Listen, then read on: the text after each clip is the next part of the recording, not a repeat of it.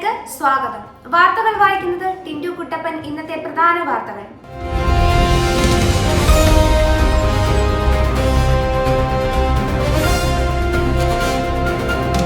പ്രധാനമന്ത്രി മോദിയെ കണ്ട് മുഖ്യമന്ത്രി വി.ഡി. സതീശൻ. റെയിൽവേ, എയിംസ്, ദേശീയപാത തുടങ്ങിയ കാര്യങ്ങളിൽ ചർച്ച. പ്രധാനമന്ത്രിയുമായി കൂടിക്കാഴ്ച നടത്തി മുഖ്യമന്ത്രി വി.ഡി. സതീശൻ. കേരളത്തിന്റെ വികസനം ഉൾപ്പെടെ കൂടിക്കാഴ്ചയിൽ ചർച്ചയായതായി വിവരം. ലോക് കല്യാൺ മാർഗിലെ പ്രധാനമന്ത്രിയുടെ വസതിയിൽ വെച്ചായിരുന്നു കൂടിക്കാഴ്ച. 40 മിനിറ്റോളം നീണ്ടു. മുഖ്യമന്ത്രി ആയതിനു ശേഷം വി.ഡി. സതീശൻ പ്രധാനമന്ത്രിയുമായി നടത്തുന്ന ആദ്യ കൂടിക്കാഴ്ചയാണിത്. റെയിൽവേ, എയിംസ്, ദേശീയ വികസനം തുടങ്ങിയ കേരളത്തിന്റെ ആവശ്യങ്ങൾ നിലനിൽക്കുന്ന പശ്ചാത്തലത്തിലാണ് കൂടിക്കാഴ്ച. സംസ്ഥാനത്തിന്റെ വികസനവും കേന്ദ്ര പദ്ധതികളുടെ നടത്തിപ്പും ചർച്ചയായതാണ് വിവരം. താരസംഘടന അമ്മയിലെ വ്യക്തിഹത്യ. ടിനി ടോമിനെതിരെ നിയമ നടപടി സ്വീകരിക്കുമെന്ന് അൻസിബ. ആഭ്യന്തരമന്ത്രിക്ക് പരാതി നൽകും. താരസംഘടന അമ്മയിലെ വ്യക്തിഹത്യയുമായി ബന്ധപ്പെട്ട് ടിനി ടോമിനെതിരെ നിയമ നടപടിയുമായി മുന്നോട്ടു പോകുമെന്ന് മുൻ എക്സിക്യൂട്ടീവ് അംഗം അൻസിബ. പോലീസിനും ആഭ്യന്തരമന്ത്രിക്കും പരാതി നൽകുമെന്നും ഇനി അമ്മയിൽ പറഞ്ഞിട്ട് കാര്യമില്ലെന്നും അൻസിബ. തൃപ്പൂണിത്തറ ഹിൽ പാലസ് വനിതാ സെൽ CIക്കെതിരെയും പരാതി നൽകുമെന്നും അൻസിബ വ്യക്തമാക്കി.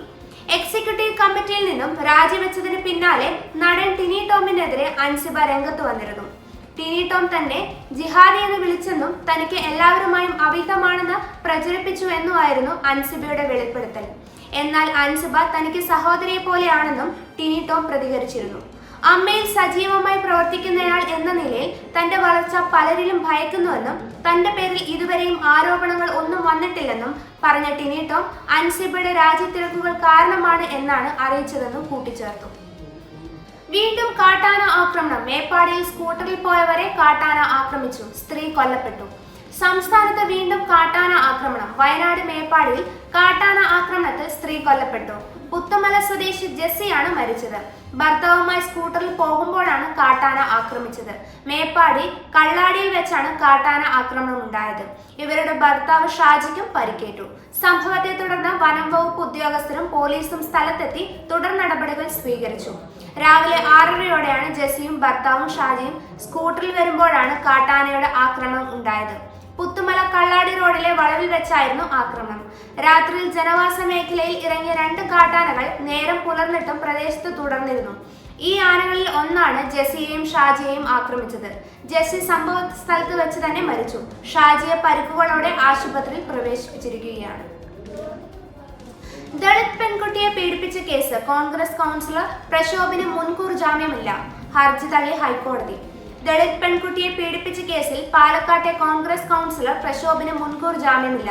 പ്രശോഭിന്റെ മുൻകൂർ ജാമ്യാപേക്ഷ ഹൈക്കോടതി തള്ളി. നേരത്തെ മണ്ണാർക്കാട് SC/ST കോടതി പ്രശോഭിന്റെ മുൻകൂർ ജാമ്യാപേക്ഷ തള്ളിയതായിരുന്നു.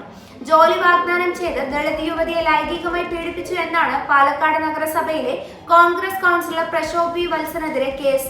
ബലാത്സംഗം, SC/ST പീഡന നിരോധന നിയമം എന്നീ ഗുരുതരമായ വകുപ്പുകൾ ചുമത്തിയാണ് പ്രശോഭിന് കേസെടുത്തത്.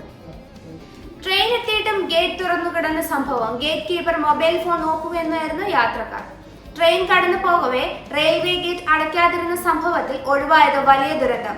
ഹരിപ്പാട് അയാംപറമ്പ് ആലിൻചുവട് റെയിൽവേ ഗേറ്റിലൂടെ തിങ്കൾ ഉച്ചയോടെ ജാംനഗർ തിരുനെൽവേലി ട്രെയിൻ കടന്നു പോകുമ്പോഴാണ് റെയിൽവേ ഗേറ്റ് തുറന്നു കിടന്നത്. ഗേറ്റ് കടന്നു പോകാൻ നിൽക്കുന്ന KSRTC ബസ്സുകളും ഒട്ടേറെ കാറുകളും ബൈക്കുകളും കാത്തു നിൽക്കുന്നതിനിടെയാണ് സംഭവം. റെയിൽവേ ഗേറ്റ് തുറന്നു കിടക്കുമ്പോൾ ട്രെയിൻ വരുന്നത് കണ്ട യാത്രക്കാർ പരിഭ്രാന്തിയിലാവുകയായിരുന്നു. അവസരോചിതമായ ഇടപെടലിലൂടെ ദുരന്തം ഒഴിവാക്കാൻ സാധിച്ചത് ആശ്വാസമായി. ഇതുപോലുള്ള ന്യൂസ് അപ്ഡേറ്റുകൾക്കായി വിപ്ര ന്യൂസ് സബ്സ്ക്രൈബ് ചെയ്യുക.